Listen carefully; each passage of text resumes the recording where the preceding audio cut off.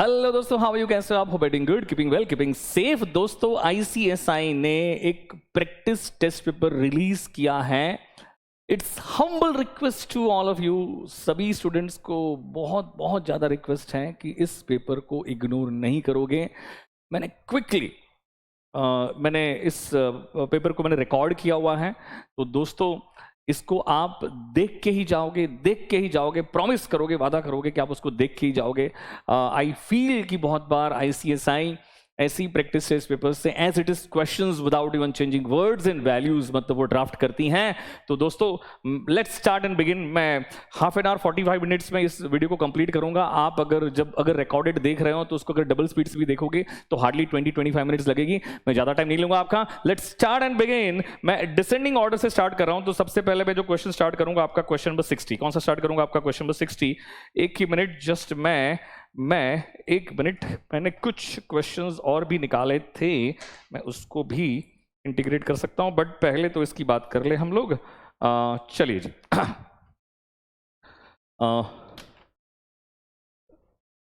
Project finance is appropriate for which kind of projects? Capital intensive project. किसकी बात हो रही है? कैपिटल इंटेंसिव प्रोजेक्ट की बात करते हैं।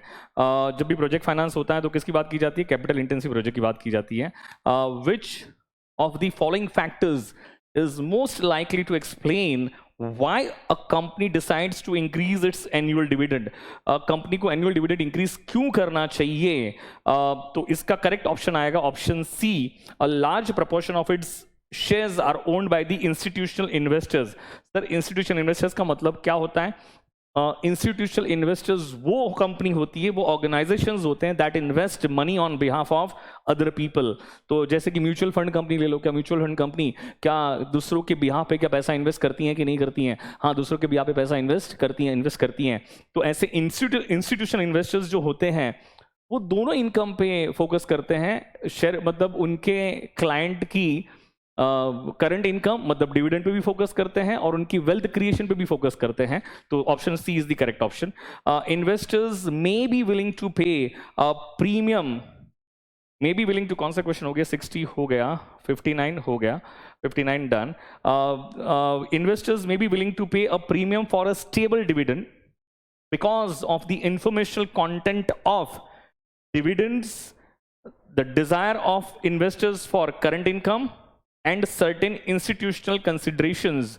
मतलब इन्वेस्टर्स एक स्टेबल इनकम के लिए प्रीमियम पे कर सकता है। क्यों पे कर सकता है? क्योंकि वो इन्वेस्टर की डिजायर है कि उसे as a current income dividend चाहिए। करेक्ट है, उसकी डिजायर है कि उसे कुछ ना कुछ हर साल हर 6 महीने में हर साल कुछ ना कुछ मिलते रहना चाहिए, उसे कहते हैं करंट इनकम।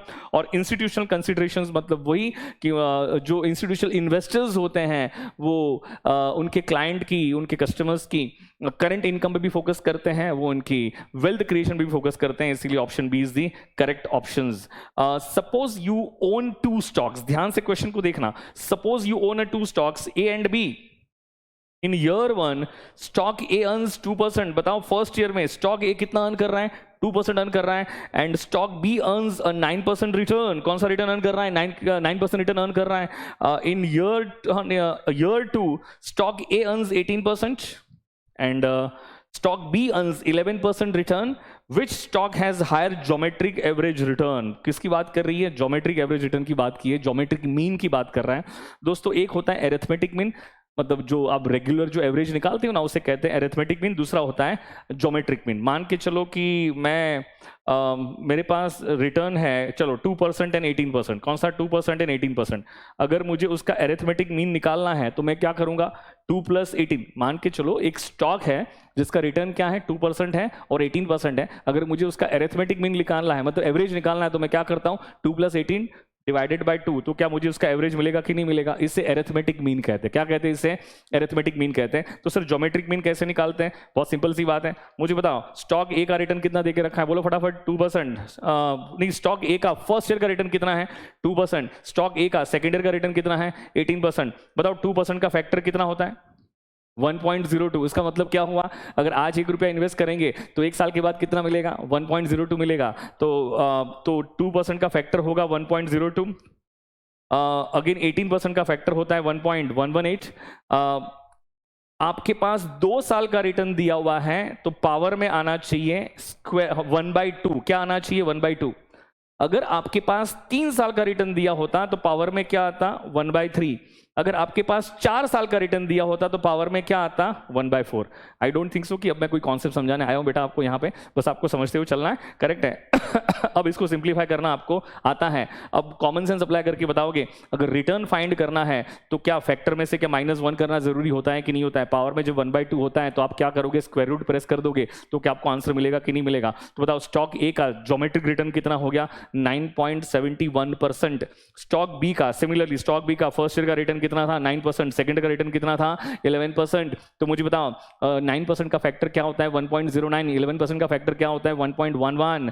1.11 मल्टीप्लाई करोगे, 2 साल का रिटर्न है तो पावर में क्या आएगा? 1/2। अगर 3 साल का होता तो पावर में क्या आता? 1/3। करेक्ट है। और जो भी आएगा उसमें से क्या कर दोगे? -1। तो आपको रिटर्न पता चलेगा। क्या पता चलेगा? रिटर्न पता चलेगा। तो ये जो रिटर्न हमने निकाला कौन सी मेथड से निकाला? ज्योमेट्रिक मीन से निकाला। किससे निकाला? ज्योमेट्रिक मीन से निकाला। तो दोस्तों किसका रिटर्न सबसे ज्यादा आ रहा है? स्टॉक बी का रिटर्न ज्यादा आ रहा है, तो आंसर भी क्या रहेगा? Stock B. ओके 56 धनाधन, what is the sharpe measure of performance evaluation for high variance stock and. अच्छा, क्वेश्चन यहां से स्टार्ट हो रहा है मेरे हिसाब से, क्वेश्चन यहां से स्टार्ट हो रहा है। हाँ, इंफॉर्मेशन यहां से है। Use the following to answer the question 56। आपको फॉलोइंग इंफॉर्मेशन को फॉलो यूज करना है और उससे क्वेश्चन नंबर 56 का आंसर देना है। The following data are available relating to the performance of high variance stock fund and the market portfolio। मतलब यहाँ पे जो स्टॉक दिया है वो हाई वेरिएंस है, मतलब इसका मतलब क्या हुआ? उन्होंने डेविएशन, वेरिएंस का मतलब क्या होता है? डेविएशन, डेविएशन बहुत ज्यादा है। हाई वेरिएंस मार्केट पोर्टफोलियो जिसका एवरेज रिटर्न कितना है? 19%, 12%। स्टैंडर्ड डेविएशन कितना है? 35%, 15%। ठीक है। बीटा कितना दिया हुआ है? 1.5। और मार्केट का बीटा कितना होता है? 1। रेसिडुअल स्टैंडर्ड डिविएशन कितना देके रखा हुआ है? 3%। ये कितना देके रखा है? 0%। Risk free return during the sample period कितना था आपका? 6%। कितना था? मतलब आपका आरएफ कितना देके रखा हुआ है? 6%। सर एग्जैक्टली क्या कहना चाहता है? आपको फाइंड करना है sharp measure of performance evaluation for high variance stock fund. आपको हाई वेरिएंस स्टॉक फंड के लिए सी ट्राई टू अंडरस्टैंड, आपके पास यहाँ पे 2 डेटा दिया हुआ है, एक तो स्टॉक का डेटा दिया हुआ है, दूसरा मार्केट का डेटा दिया हुआ है। तो जो पहला वाला जो डेटा है ना वो किसका है? स्टॉक का है। और दूसरा वाला जो डेटा है ना वो किसका है?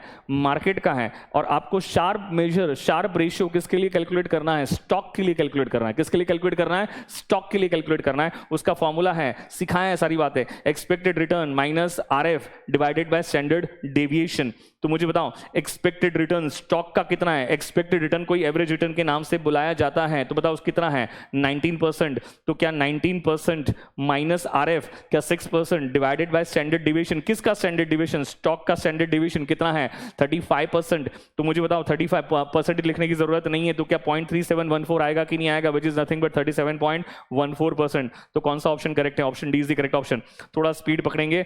A project has an upfront cost of rupees 1 lakh, upfront cost of rupees 1 lakh, project's WACC is 12%। WACC मतलब KC, cost of capital, its net present value is 10,000। which of the following statement is most correct?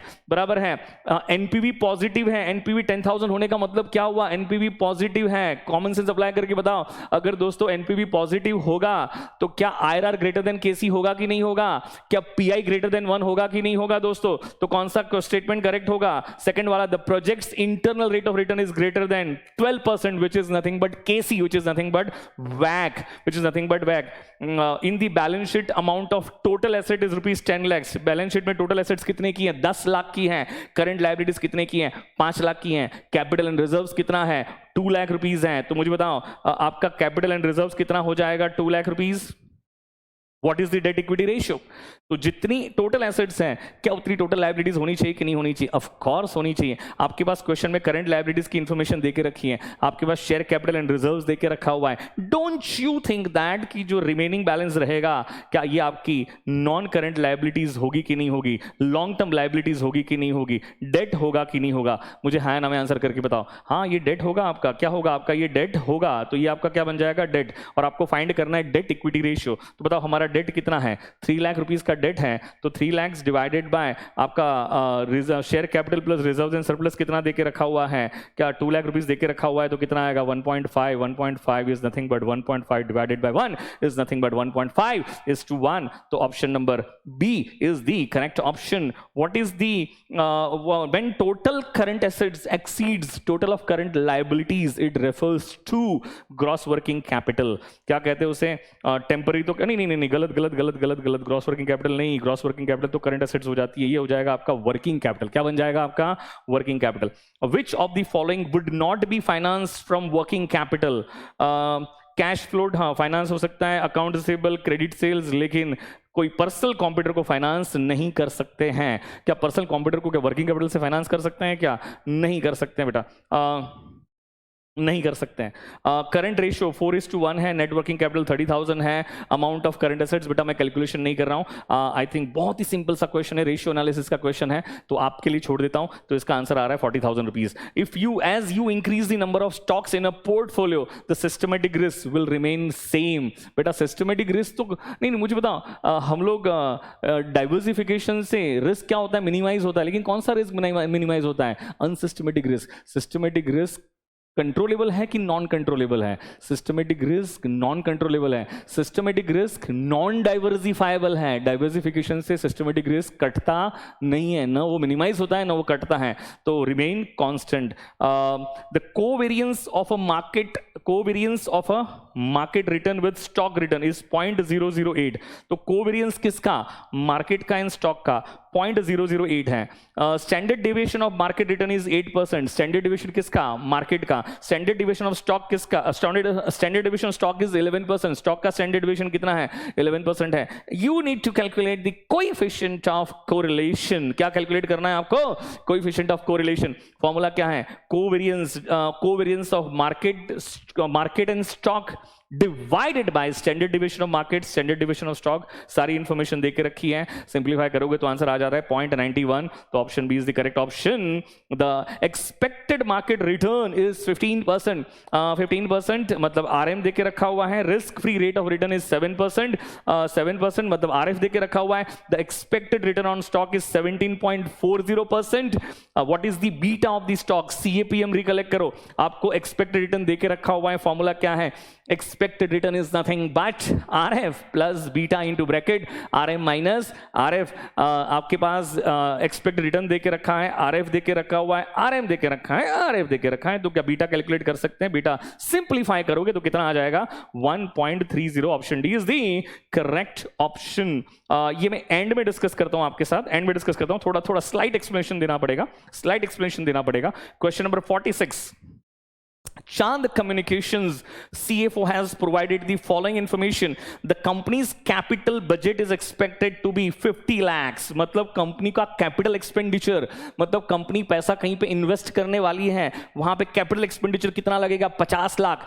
Common sense apply करके बताओ, क्या 50 लाख अगर invest करना है तो क्या 50 लाख कहीं ना कहीं से लाना पड़ेगा कि नहीं लाना पड़ेगा, हाँ या ना में आंसर करोगे, कहीं ना कहीं से लाना पड़ेगा कि नहीं लाना पड़ेगा, यस लाना पड़ेगा. The company's target capital structure is 70% debt and 30% equity. तो ये 50 लाख कहीं ना कहीं से लाना पड़ेगा. उसका 70% कहां से आएगा, डेट से आएगा, और 30% कहां से आएगा, इक्विटी से आएगा. तो बताओ 50 लाख का 70% कितना होता है, 35 लाख. कहां से आएगा, डेट से. तो ये 15 लाख कहां से आएगा, इक्विटी से आएगा. कहां से आएगा, इक्विटी से आएगा. क्वेश्चन क्या डिमांड कर रहा है, companies net income is 45 lakh. 45 lakh company की नेट इनकम है. अब एज इफ क्वेश्चन में कोई भी इंफॉर्मेशन अवेलेबल नहीं है तो ये नेट इनकम को क्या माने, ईबीआईटी. अब कोई इंटरेस्ट की इंफॉर्मेशन अवेलेबल है, नहीं है, तो मुझे बताओ ये कोई इंटरेस्ट नहीं है, टैक्स नहीं है, कुछ भी नहीं है, तो क्या यही आपका पैट बन जाएगा, यही आपका ईबीटी बन जाएगा, क्या ये आपका पैट बन जाएगा. कोई प्रेफरेंस डिविडेंड नहीं है तो क्या यही आपका earnings available to equity share holder बन जाएगा, जल्दी से बताओ मुझे. हाँ बनेगा. If the company follows residual dividend policy. Residual का मतलब क्या होता है, बचा कुचा. और रेसिडुअल डिविडेंड पॉलिसी का मतलब होता है कि जो भी कैपिटल एक्सपेंडिचर करना है वो सब कैपिटल एक्सपेंडिचर करने के बाद जो बचेगा उसमें से हम डिविडेंड दे सकते हैं, तो इसे कहते हैं residual dividend policy. What portion of its net income should it pay out as dividend this year, उसको एज नेट इनकम में से वो मैक्स कितना डिविडेंड दे सकता है। रेसिडुअल डिविडेंड पॉलिसी का मतलब क्या होता है, सारे एक्सपेंसेस करने के बाद, मेनली सारे कैपिटल एक्सपेंडिचर करने के बाद। 50 लाख का कैपिटल एक्सपेंडिचर है कि नहीं है, बोलो हाँ या ना। लेकिन उसमें से 30% ही किससे फाइनेंस होने वाला है, इक्विटी से फाइनेंस होने वाला है। फटाफट डिस्कशन करता हूं, तो मुझे बताओ 50 लाख में से 15 लाख कहां से आने वाला है, इक्विटी से, और 30 कहां से आने वाला है, वो तो बाहर वालों से पैसा ले लेंगे, वो तो डेट उठा के लेके आएंगे। अब मुझे बताओ कंपनी ने earnings available to equity share holder कितना जनरेट किया है, 45 लाख। कॉमन सेंस अप्लाई करके बताओ, क्या earnings available to equity share holder से क्या हम इक्विटी डिविडेंड देते हैं कि नहीं देते हैं? और जो बच जाता है क्या उसे इंटरनल इक्विटी कहते हैं कि नहीं कहते हैं, उसे रिटेन्ड अर्निंग कहते हैं कि नहीं कहते हैं? तो मुझे कॉमन सेंस अप्लाई करके बताओ, क्या 45 लाख में से 15 लाख इक्विटी का चाहिए, तो क्या इक्विटी बाहर से रेज करनी पड़ेगी कि वो 45 लाख में से हम इक्विटी का पैसा निकाल सकते हैं? इंटरनली जनरेट हुआ है ना, तो internal equity, as an internal equity can you take 15 lakh rupees और not? Yes, you can take 15 lakh rupees for sure. तो बताओ बचेगा कितना, 30 लाख। तो मैक्स डिविडेंड कितना दे सकते हो, 30 लाख रुपीज का डिविडेंड दे सकते हैं। बताओ कमाया कितना था, 45 लाख, उसमें से मैक्स कितना डिविडेंड दे सकते हैं, 30 लाख। तो बताओ परसेंटेज फॉर्म में कितना आ जाएगा, 66.67%। तो कितना आ जाएगा, 66.67%। धनाधन द डैश कितना, हाँ चलो फटाफट speed, the dash is the proportion of earnings that are paid to common shareholders in the form of cash dividend is known as dividend payout ratio। क्या कहते हैं उसे, dividend payout ratio। Which of the following statement is consistent with the dividend irrelevance theory? dividend irrelevance theory। अगर थोड़ा dividend policy को याद करोगे ना, अगर डिविडेंड पॉलिसी को याद करोगे ना टॉपिक को, तो उसमें एमएम के अकॉर्डिंग आप चाहे डिविडेंड पे करो या ना करो, मार्केट वैल्यू ऑफ फर्म पे कोई भी इंपैक्ट आती नहीं है। तो एमएम के अकॉर्डिंग डिविडेंड पॉलिसी इरिलेवेंट हुआ कि रिलेवेंट हुआ, इरिलेवेंट हुआ। तो इन्वेस्टमेंट डिसीजंस, हाँ तो इसका option number A will be the correct option. Investment decisions are the sole determinant of the shareholders wealth.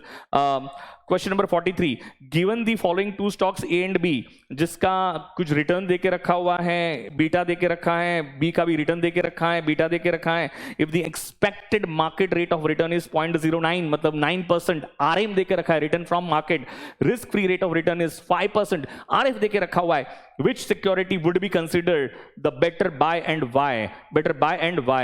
तो एक जरा मुझे बताओ, बीटा देके रखा है, आरएम देके रखा है, आरएफ देके रखा है, तो क्या सीएपीएम की बेस पे क्या इक्विटी की एक्सपेक्टेशंस को कैलकुलेट कर सकते हैं कि नहीं कर सकते हैं? ऑफ कोर्स कर सकते हैं। तो बताओ RF plus beta into bracket RM minus RF, तो एज पर सीएपीएम कितना आएगा, 9.8, और कंपनी एक्सपेक्टेड रिटर्न कितना कमा रही है, 12%। तो बताओ एक्सिस कितना कमा रही है, 12% माइनस 9.8 कितना हो गया, 2.2। बताइए सेम, क्या हम स्टॉक बी का भी as per CAPM expected return equity की एक्सपेक्टेशंस को कैलकुलेट कर सकते हैं कि नहीं कर सकते? RF plus beta into bracket RM minus RF, तो कितना है 12.2। और स्टॉक बी कितना कमा सकती है, 14%, तो 14% माइनस 12.2 तो कितना हो गया, 1.8। तो बताओ कौन सा स्टॉक बाय करना चाहिए? स्टॉक ए बाय करना चाहिए, क्योंकि उसका रिटर्न कितना है, 2.2% है, एक्सेस रिटर्न कितना है, 2.2% है। कोई दिक्कत वाली बात है, मुझे बताओ फटाफट। Retained earnings are cumulative earnings of the company after dividend. I don't think so कि समझाने की जरूरत होनी चाहिए। ABC limited has cash of rupees 1 lakh, what will be that will be invested in an equity investment. उसको equity में invest करेंगे, जो इक्विटी में इन्वेस्ट करेंगे उसका बीटा कितना रहेगा, 2.25। The current risk free rate of return कितना है, 2.5%, and the market requires 8% risk premium. मतलब रिस्क प्रीमियम भी दिया। रिस्क प्रीमियम का मतलब क्या होता है, RM minus RF is nothing but risk premium. what return should ABC Limited expect to earn? ABC Limited कितना रिटर्न अर्न कर सकती है? तो सबसे पहले मुझे बताओ, क्या एज पर CAPM क्या हम इक्विटी की एक्सपेक्टेशंस कैलकुलेट कर सकते हैं कि नहीं कर सकते? तो देखो RF plus beta into bracket RM minus RF, ये 8% जो है ना, ये रिस्क प्रीमियम है। ये क्या है आपका, risk premium. RM minus RF है तो कितना आ गया, 20.50%। मुझे बताओ एबीसी लिमिटेड कितना इन्वेस्ट कर रही है, 1 लाख रुपीज। तो 1 लाख रुपीस पे कितना कमाएगी? 20.5%। बताओ अमाउंट फॉर्म में कितना कमाएगी? एब्सोल्यूट रिटर्न कितना होगा? अमाउंट फॉर्म में रिटर्न कितना होगा? 20,500। आई डोंट थिंक सो, कोई दिक्कत वाली बात है। In the context of operating leverage break even analysis, if the selling price per unit rises and all other variables remain constant, the operating break even point in units will be. मुझे बताओ common sense, अगर आपका sales बढ़ता है, variable cost वही की वही है, तो क्या आपका कॉन्ट्री बढ़ेगा कि नहीं बढ़ेगा? कॉन्ट्री बढ़ेगा तो आपका ब्रेक इवन पॉइंट क्या होगा? फॉल होगा। And EBIT EPS is indifference analysis chart is used for examining EPS results for alternative financing plans and varying EBIT levels। कुछ अगर रिकलेक्ट हो रहा है तो EBIT EPS इंडिफरेंस पॉइंट क्या कहता था कि एक EBIT ऐसा जरूर होगा जहां पे दोनों ऑल्टरनेटिव में EPS क्या आएगा? सेम आएगा, तो उस EBIT को हम क्या कहेंगे? इनडिफरेंस लेवल ऑफ EBIT कहेंगे, और उसी कॉन्सेप्ट का नाम था EBIT EPS रिलेशनशिप। ये आता है आपके कैपिटल स्ट्रक्चर वाले टॉपिक में। A firm's degree of operating leverage depends primarily upon its closeness to its operating break-even point। उसके operating break-even point की closeness पे depend करता है। Mr. Verma is evaluating two conventional independent capital budgeting projects X and Y। Independent projects हैं, correct हैं, X and Y, by making the use of risk adjusted discount rate RADR। ये मैंने discuss किया हुआ है capital budgeting में। RADR का मतलब क्या होता है कि मान के चलो कि आपका डिस्काउंट रेट 10% है, लेकिन आपको लग रहा है नहीं नहीं नहीं, जो प्रोजेक्ट में इन्वेस्ट करने जा रहे हैं वहां पे रिस्क ज्यादा है, तो मुझे बताओ क्या आप ये डिस्काउंट रेट को क्या एडजस्ट करोगे कि नहीं करोगे? आपको लग रहा है रिस्क ज्यादा है तो 2% रिटर्न ज्यादा चाहिए, तो आपने 2% ऐड किया, तो ये जो 12% बन जाएगा ना, ये RADR risk adjusted discount rate बनेगा। क्या बनेगा आपका? Risk adjusted discount rate. इसका मतलब ये है कि ये क्वेश्चन में आपको जो डिस्काउंट करना है वो किससे डिस्काउंट करना है? RADR से डिस्काउंट करना है। किससे डिस्काउंट करना है? RADR। तो आपका KC क्या रहेगा? RADR रहेगा, रिस्क एडजस्टेड डिस्काउंट रेट। ये आपको सिर्फ समझाने के लिए लिखा था, इसलिए क्वेश्चन के साथ कोरिलेट मत करना। Have internal rate of return 16%। मुझे बताओ प्रोजेक्ट ए का IRR कितना है? 16% है। प्रोजेक्ट बी का IRR कितना है? 12% है। RADR मतलब risk adjusted discount rate x का कितना है? 18% है। प्रोजेक्ट वाई का कितना है? 10% है। And companies overall capital cost of capital KC कितना देके रखा है? 14%। मुझे बताओ हम IRR को KC के साथ कंपेयर करेंगे कि RADR के साथ कंपेयर करेंगे? RADR के साथ कंपेयर करेंगे। RADR भी क्या है? हमारा KC है, लेकिन वो रिस्क एडजस्टेड है। तो कॉमन सेंस अप्लाई करके बताओ, क्या प्रोजेक्ट ए का RADR 18% है और उसका IRR कितना है? 16% है, तो क्या IRR लेस देन KC है? IRR लेस देन RADR है, तो इसको तो रिजेक्ट ही कर दो। लेकिन प्रोजेक्ट बी का IRR जो है क्या वो RADR से ज्यादा है? यस, RADR से ज्यादा है, तो इसको एक्सेप्ट करो। तो किसको एक्सेप्ट करेंगे? Reject project X and accept project Y. अच्छा, मैंने गलती से यहाँ पे ए बी लिखा था, लेकिन ए बी नहीं है, क्या है? एक्स एंड वाई है, एक्स एंड वाई है। क्या आपको बात समझ में आई कि नहीं है? धनाधन। Flotation cost should be included in the initial cost of a project before the NPV net present value of the project is computed. I don't think so कि समझाने की जरूरत होनी चाहिए। Firm with high operating leverage is characterized by high fixed cost। जिसकी fix cost ज्यादा होती है, इसका ऑपरेटिंग लेवरेज भी ज्यादा होता है। And one with high financial leverage is characterised by high financial cost. Option C is the correct option. Calculate the break even point for a company with sales of 1 lakh units of ₹10 each. तो मुझे बताओ 1 lakh unit का sales है, 10 रुपये से multiply करोगे तो total sales कितने का हो जाएगा? 10 लाख रुपए का हो जाएगा। वेरिएबल कॉस्ट कितना है? 5 लाख रुपया है। इसमें से वेरिएबल कॉस्ट माइनस करोगे तो कॉन्ट्री कितने का आ जाएगा? 5 लाख का आ जाएगा। तो आप मुझे बताओगे पीवी रेशियो कितना आएगा?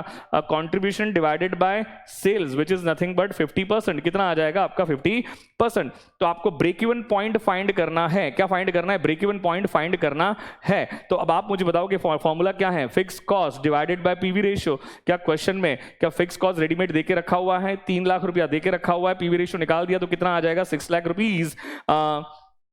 What is the net present value of a project with a 3 years life and a cost of 32,000 उसकी कॉस्ट कितनी है, 32,000 है, तो T0 पे आउटफ्लो कितना होगा, 32,000 होगा। Generates revenue of 8,000 in year 1, 12,000 in year 2 and 17,000 in year 3। ये ईयर 3 होना चाहिए, क्या होना चाहिए, ईयर 3। तो इसका एनपीवी कैलकुलेट करके बताओ, डिस्काउंट रेट कितना दिया हुआ है, 5% दिया हुआ है। आई डोंट थिंक सो कि उसको पुल करके प्रेजेंट में लाएंगे, तो उसकी जो प्रेजेंट वैल्यू आ रही है वो कितनी आ रही है, 33,188 माइनस 32,000 करोगे, 32,000 क्या है, present value of cash outflow है, वो कॉस्ट है। तो बताओ एनपीवी कितना हो जाएगा आपका, 1188। तो 1188 will be your NPV. What is the payback period for a project that cost 1,20,000, जिसकी कॉस्ट कितनी है, 1,20,000। पेबैक पीरियड का मतलब क्या होता है, रिटर्न ऑफ कैपिटल की return on capital, return of capital. आपने जो पैसा लगाया वो कितने सालों में वापस आ जाएगा। Would yield after tax cash flow, CFAT, 20,000 first year, 22,000 second year, 25,000 third year, 27,000 fourth year, 48,000 fifth year, 50,000 sixth year। Cash flow जब अलग अलग होते हैं, डिफरेंट कैश फ्लोज होते हैं, तो क्या क्यूमुलेटिव फाइंड करते हैं कि नहीं करते हैं। तो बताओ फर्स्ट ईयर कहाँ, और हमें कितना रिकवर करना है, हमें 1,20,000 रिकवर करना है, मतलब 1,20,000 वापस आना चाहिए। तो बताओ फर्स्ट ईयर का कैश फ्लो कितना है, 20,000 है, क्यूमुलेटिव भी कितना होगा, 20,000 होगा। सेकंड ईयर का कैश फ्लो कितना है, 22, क्यूमुलेटिव कितना हो गया, 42। थर्ड ईयर का 25, क्यूमुलेटिव कितना हो गया, 67। ये कितना हो गया, 27, कितना हो गया, 94 का कितना है, 48, कितना हो गया, 142। क्या इससे आगे जाने की जरूरत है, इससे आगे जाने की जरूरत नहीं है। क्यों नहीं है, क्योंकि हमें कितना रिकवर करना है, 1,20,000 रिकवर करना है। तो क्या हमारा 1,20,000 क्या फोर्थ और फिफ्थ ईयर के बीच में होना चाहिए कि नहीं होना चाहिए। तो हमारा पेबैक पीरियड क्या होगा, 4 years and something, 4 years and something। तो मुझे बताओ 48,000 के लिए 1 साल लग गया, तो बताओ 26,000 के लिए कितने साल लगेंगे। तो क्या ये इक्वेशन अगर आप देखोगे तो मुझे बताइए कितना आ रहा है, 0.54 years। तो 4 years and something, तो समथिंग क्या रहेगा आपका, 0.54 रहेगा, तो 4.54। और मुझे जो ऑप्शंस दिख रहा है तो उसमें यही ऑप्शंस बराबर लग रहा है, 4.50 वाला। कौन सा वाला, 4.50 वाला। पे आउट रेशियो इज 0.45, मतलब 45%। तो मुझे बताओ आपका रिटेंशन रेशियो कितना रहेगा। Pay out ratio and retention ratios are complementary to each other. तो क्या 55% होगा कि नहीं होगा, ऑफ कोर्स होगा। If future return of a stock is 14%, T bonds मतलब टी बिल्स मतलब risk government bills, risk free government bills, government bond के जो भी रिटर्न होते हैं वो क्या होते हैं, रिस्क फ्री रिटर्न होते हैं। ये कितना है, 5% है। Then current market risk premium कितना होगा, मुझे बताओ। स्टॉक का रिटर्न 14% है, ये 5% है, तो माइनस कर दो, तो मुझे बताओ 9% क्या हमारा रिस्क प्रीमियम होगा कि नहीं होगा, ऑफ कोर्स होगा। Risk associated with the project and way considered by well diversified stockholder is classified as beta risk. Beta is a diversifiable risk. कौन सा रिस्क है आपका, diversifiable risk है। In weighted average cost of capital a company can affect, in weighted average cost of capital क्या लिखा हुआ है जरा देखो एक बार।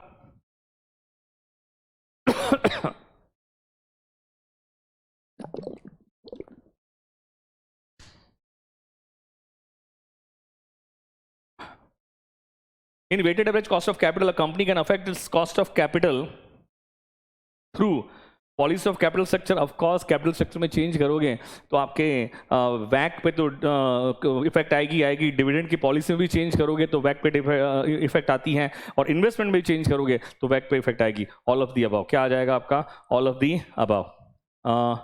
Net income available to common stock holders का मतलब होता है equity share holders divided by common equity, मतलब इक्विटी शेयर्स। तो क्या आ जाता है, ईपीएस। क्या आता है आपका, ईपीएस। अगर net income available to equity share holder मतलब earnings available to equity share holders, तो ये क्या बन जाएगा आपका, रिटर्न ऑन कॉमन इक्विटी। क्या बन जाएगा आपका, return on common equity.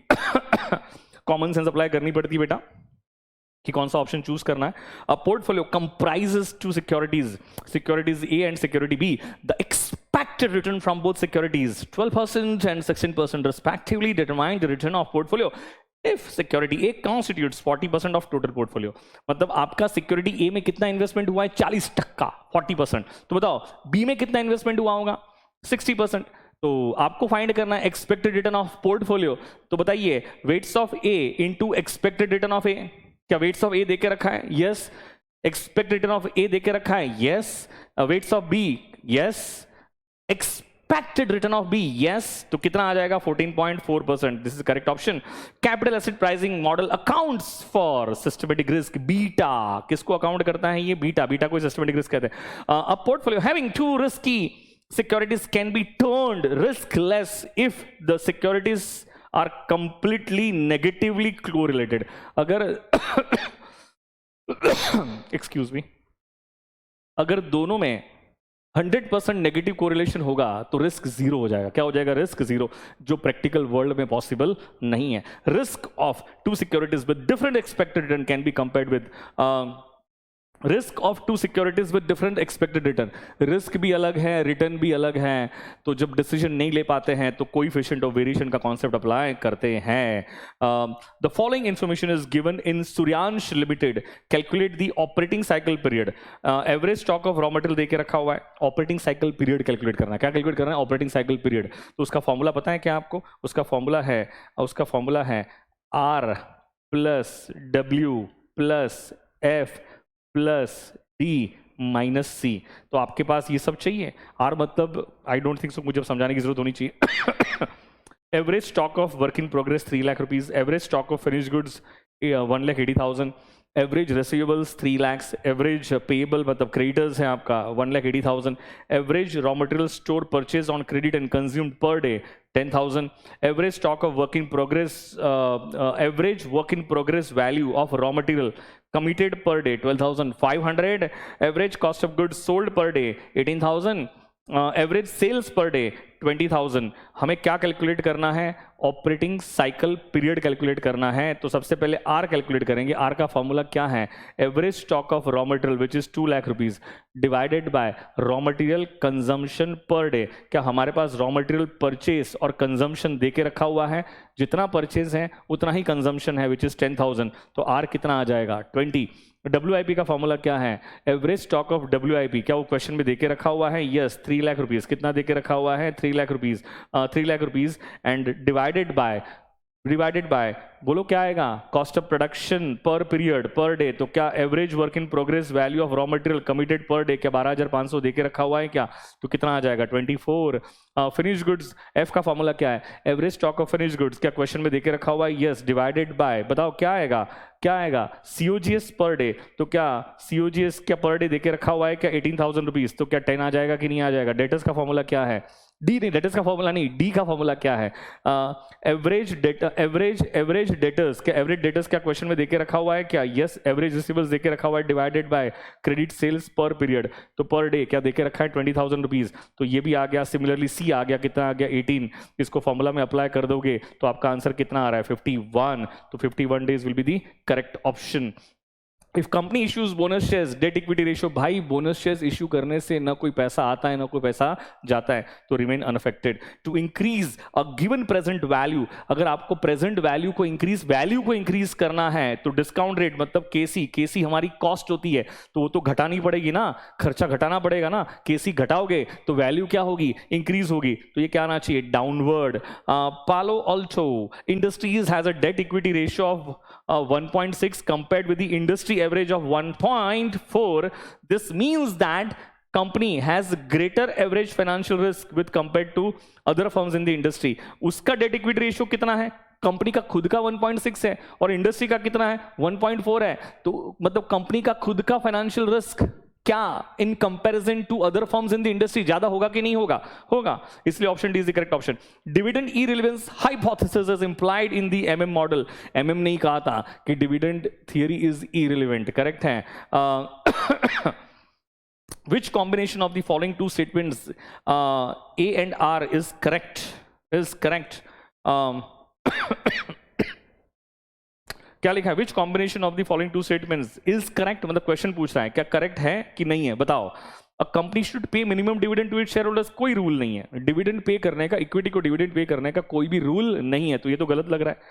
Dividends are heavily tax in the capital gains, भाई डिविडेंड आजकल इन द हैंड्स ऑफ मतलब dividends are heavily tax as then capital gains. दोस्तों डिविडेंड कंपनी के point of view मतलब क्या हो गया? डिविडेंड डिस्ट्रीब्यूशन टैक्स निकाल दिया गया है, तो ये भी स्टेटमेंट क्या आपका इनकरेक्ट है। तो option B is the correct option. Which combination of the following two statements A and R is correct, मतलब करेक्ट है कि नहीं मुझे बताओ. IRR of the project is the discount rate at which reduces NPV to zero. अगर IRR से discount करते हैं तो मुझे कॉमन सेंस अप्लाई करके बताओ क्या होता है, क्या एनपीवी जीरो होता है कि नहीं होता है. एनपीवी जीरो भी होता है and present value of cash inflow is equal to क्या होता है, present value of cash outflow. तो IRR से अगर डिस्काउंट करोगे तो एनपीवी जीरो होगा, तो ये तो करेक्ट है. Project is worth accepting if IRR is greater than KC exceeds cost of capital. Cost of capital का मतलब क्या होता है, केसी. अगर IRR केसी से ज्यादा है तो आप प्रोजेक्ट को एक्सेप्ट करोगे, वर्थ एक्सेप्टिंग है. तो both A and R are correct. Financial leverage in a firm is positively affected by which of the following, intensity of tangible assets. अब मैं कॉन्सेप्ट पे नहीं जाता हूं लेकिन इसका करेक्ट आंसर यही है. A most common approach for analysing the capital structure of a firm is comparative analysis. आपको क्या करना चाहिए, कंपैरिजन करनी चाहिए. क्या करनी चाहिए, कंपैरिजन विद इन फर्म भी होती है, इंटर फर्म भी होती है, इंट्रा फर्म भी होती है. ठीक है. Which of one of the following is not the internal factor affecting the weighted average cost of capital of a firm.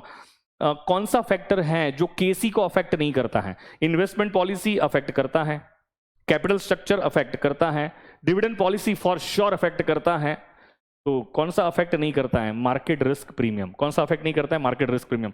Which one of the following is the most popular method for estimating cost of equity.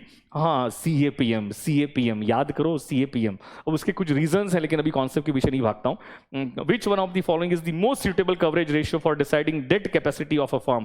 Cash flow coverage ratio. FM में हम किसकी बात करते हैं, always cash flow की बात करते हैं. किसकी बात करते हैं, ऐसा रेशियो कभी हमने सीखा नहीं है लेकिन ध्यान रखना, कैश फ्लो कवरेज रेशियो. कौन सा आता है आपका, cash flow coverage ratio. Which one of the following is not a assumption of MM model. किसका मतलब कौन सा इसमें से अजम्पशन नहीं है.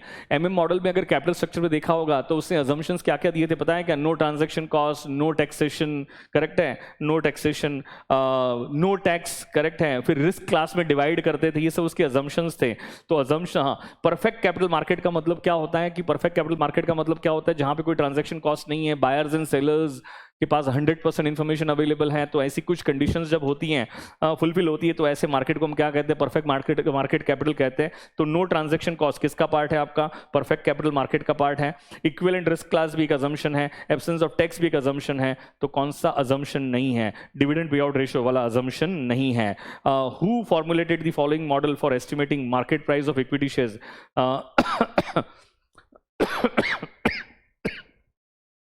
ध्यान से अगर देखोगे तो ये जो फॉर्मूला है ये वॉल्टर भाई ने दिया हुआ है. किसने दिया हुआ है, डिविडेंड पॉलिसी में वॉल्टर ने दिया हुआ है. नोटेशंस अलग अलग हो सकते हैं लेकिन उन्होंने नोटेशंस के एक्सप्लेनेशंस यहाँ पे देखे रखे हैं. तो this formula is given by the Walter. किसने दिया हुआ है, Walter. The degree of super leverage. Super leverage का मतलब होता है कंबाइंड लिवरेज. सुपर लिवरेज मतलब क्या होता है, combined leverage will be calculated by multiplying degree of operating leverage with financial leverage. indicate cost of equity capital based on the capital asset pricing model with the following information. Beta दिया हुआ है, risk return दिया हुआ है, RM दिया हुआ है. आई don't think so कि मुझे सिखाना भी चाहिए. करेक्ट आंसर क्या आएगा, 18.8% आएगा. What is the earning per share. आपको क्या कैलकुलेट करना है, EPS कैलकुलेट करना है for a company that earn 1 lakh last year after tax profits. मतलब ये आपका पैट है. क्या है आपका, पैट है. तो मुझे बताओ, पैट है और प्रेफरेंस डिविडेंड नहीं होगा तो क्या आपका पैट ही earnings available to equity share holder बन जाएगा क्या. और उसमें से जब इक्विटी डिविडेंड माइनस करते हैं तो हमें क्या मिलता है, रिटेन्ड अर्निंग. 20,000 नहीं 2 lakhs कॉमन शेयर्स मतलब equity shares outstanding and 1.2 million in retained earnings at the year and. बेटा इससे हमें कोई लेना देना ही नहीं है. मुझे बताओ EPS का फॉर्मूला क्या है, earnings available to equity share holder. तो आपका earnings available to equity share holder क्या बनेगा, 1 lakh divided by number of equity shares, number of common stocks. तो क्या आ जाएगा, 0.50. क्या आ जाएगा, 0.50. Which of the following statement is correct. If PI of a project is less than 1, NPV should be less than 0. अगर आपका NPV नेगेटिव है तो क्या PI लेस देन 1 होना चाहिए कि नहीं होना चाहिए. रिकलेक्ट करो बातों को. विच one of the following is not a discounted cash flow technique of capital budgeting. NPV discounted cash flow technique से ही जाता है. Internal rate of return of course discount करना पड़ता है. PI में ऑफकोर्स कैश फ्लो को डिस्काउंट करना पड़ता है. लेकिन एवरेज रेट ऑफ रिटर्न में डिस्काउंटिंग की, एवरेज रेट ऑफ रिटर्न में कैश फ्लो की बात करते ही नहीं है, पैट की बात करते हैं. किसकी बात करते हैं, नो पैट की बात करते हैं. कुछ याद आ रहा है क्या आपको. Dash and dash are two versions of goals of financial management. ऐसे तो अल्टीमेट ऑब्जेक्टिव क्या है? वेल्थ मैक्सिमाइजेशन है, लेकिन profit maximization and wealth maximization these two are competing objective. कौन सा ऑब्जेक्टिव है? कॉम्पिटिंग। तो टू वर्जन्स कौन से हो सकते हैं? Profit maximization and wealth maximization. Which one of the following is not the duty of finance manager?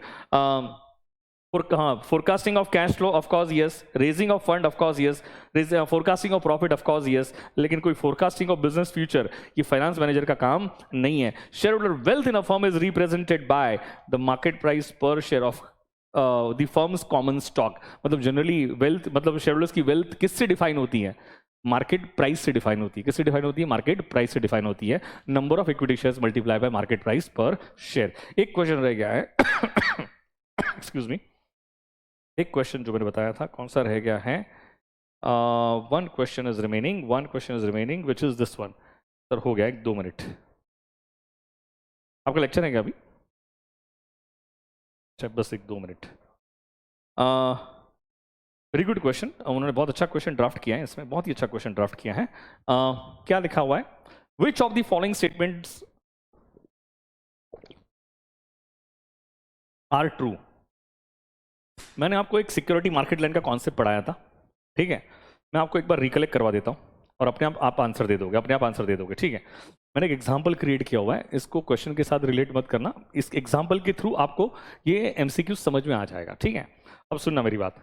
RF 5% है, आरएम 10% है, रिटर्न फ्रॉम मार्केट कितना है? 10% है। सीएपी मॉडल का फॉर्मूला क्या है दोस्तों? RF plus beta into bracket RM minus RF. ध्यान से सुनना। सिक्योरिटी मार्केट लाइन में एक्स एक्सिस पे क्या आता है? बीटा आता है, और वाई एक्सिस पे क्या आता है? This is your Y axis, this is your X axis, ठीक है? और वाई एक्सिस पे आता है एक्सपेक्टेड रिटर्न। क्या आता है आपका? Expected return. मुझे बताओ, आरएफ 5% है, आरएम 10% है, और सीएपी मॉडल का फॉर्मूला क्या है? RF plus beta into bracket RM minus RF. Beta मतलब रिस्क, सिस्टमेटिक रिस्क। रिस्क जब 0 होगा तो हम कितना अर्न कर सकते हैं? जितना risk free rate of return है उतना तो अर्न कर ही सकते हैं ना। 5% तो risk free rate of return है, ये तो हम 0% रिस्क पे भी अर्न कर सकते हैं। अगर बैंक में एफडी करवाओगे तो 0% रिस्क है। तो मुझे बताओ, तो बैंक की एफडी के रिटर्न को आरएफ कहेंगे कि नहीं कहेंगे? तो आपका बीटा जब 0 होगा तो क्या आपका रिटर्न 5% हो सकता है कि नहीं हो सकता है? मुझे बताओ फास्ट। हाँ हो सकता है। बीटा 1, हाँ देखो 0 होगा तो कैसे 5% हो सकता है? मैंने फॉर्मूला में अप्लाई कर दिया, RF plus beta into bracket RM minus RF, तो ये वाला पार्ट तो 0 हो गया, तो आपका रिटर्न कितना आ गया? 5%। लेकिन बीटा 1 होगा तो बताओ रिटर्न कितना हो जाएगा? 10%। कैसे? तो RF plus 1 into RM minus RF, तो कितना आ गया? 10%। तो जब बीटा 1 है तो क्या आपका रिटर्न 10% होगा? तो क्या यहां पर ये डॉट आ सकता? ग्राफ पे अगर प्लॉट करोगे तो डॉट यहां पे आ सकता है कि नहीं आ सकता है? ऑफकोर्स आ सकता है। बीटा जब 2 होगा तो again RF plus beta into bracket RM minus RF, क्या आपका एक्सपेक्ट रिटर्न 15% होगा कि नहीं होगा? तो जरा बीटा 2 होगा तो एक्सपेक्ट रिटर्न कितना होगा आपका कितना हो जाएगा? 15%। तो क्या ये ग्राफ पे इस तरह से प्लॉट कर सकते हैं कि नहीं कर सकते? बताओ फटाफट। हाँ कर सकते हैं, क्यों नहीं कर सकते? मुझे तो बीटा 3 होगा तो कितना आएगा? 20%। तो RF plus beta into bracket RM minus RF कितना हो गया? 20%। तो बीटा 3 पे कितना आ गया आपका? 20% आ गया। तो 20% यहाँ पे आ रहा है, ये बीटा 3 पे आ रहा है। कहाँ पे आ रहा है? बीटा 3 पे आ रहा है। एंड बीटा 4 पे 25%। तो वापस ये फॉर्मूला में अप्लाई करके बता दिया था, बीटा 4 पे कितना आ गया आपका? 25% आ गया। कितना आ गया? 25% आ गया। तो इससे एक स्ट्रेट लाइन बन जाती है, जो रेड कलर की लाइन, जो सारे डॉट्स को अगर कनेक्ट कर दोगे ना तो एक स्ट्रेट लाइन बन जाती है। इससे हम कहते हैं सिक्योरिटी मार्केट लाइन, और यही सीएपीएम मॉडल का फॉर्मूला है। ये जो लाइन आई वो कौन से इक्वेशन? सीएपीएम मॉडल की फॉर्मूला से तो ये लाइन क्रिएट हुई ना, तो इसीलिए इस लाइन को भी हम सीएपीएम की लाइन भी कह सकते हैं, सिक्योरिटी मार्केट लाइन भी कहते हैं। क्या कहते हैं इसको? सिक्योरिटी मार्केट लाइन भी कहते हैं। अब मान लो कोई एक कंपनी है जिसका बीटा, कोई एक कंपनी है, हर कंपनी का बीटा अलग अलग होता है, वो 2 बीटा के लिए 25% का रिटर्न देने को तैयार है। वो 2 बीटा के लिए कितना रिटर्न देने को तैयार है? 25% का रिटर्न देने को तैयार है। और बताओ एस पर, हाँ 2 बीटा के लिए वो रिटर्न कितना देने को तैयार है? 25% रिटर्न। देखो 25% रिटर्न यहां पे आता है, अगर उसको आप कनेक्ट करोगे तो कुछ यहां से लेके यहां तक की लाइन ड्रॉ होगी, यहां से लेके यहां तक की लाइन ड्रॉ होती है। तो एक कंपनी है जो 2 बीटा के लिए कितना रिटर्न देने को तैयार है? वो 2 बीटा के लिए रिटर्न देने को तैयार है 25%, करेक्ट है। लेकिन 2 बीटा पे आपका एज पर CAPM रिटर्न कितना आया था? 15%। कितना? नहीं, एज पर CAPM 2 बीटा पे रिटर्न कितना आया था आपका? हाँ करेक्ट है, 2 बीटा पे रिटर्न कितना आया था आपका? 15%। कितना आया था आपका? 15%। तो मैंने यहाँ पे गलत लिखा हुआ है, आपका रिटर्न आया था 15%। तो मुझे कॉमन सेंस अप्लाई करके बताओ, कॉमन सेंस अप्लाई करके बताओ, क्या 25% मतलब जो कंपनी कमा रही है, क्या वो 15% मतलब एक्सपेक्टेशन से ज़्यादा है? हाँ ज़्यादा है। तो याद करो अल्फा का कॉन्सेप्ट, पोर्टफोलियो मैनेजमेंट का अल्फा का कॉन्सेप्ट।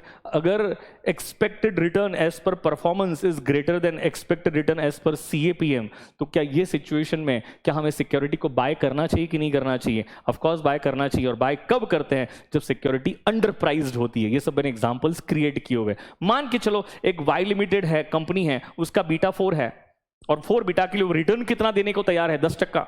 अब बताओ 4 बीटा के लिए as per CAPM model return कितना आया था? 25% आया था। कितना आया था? 25%। लेकिन वो देने को कितना तैयार है? सिर्फ 10%।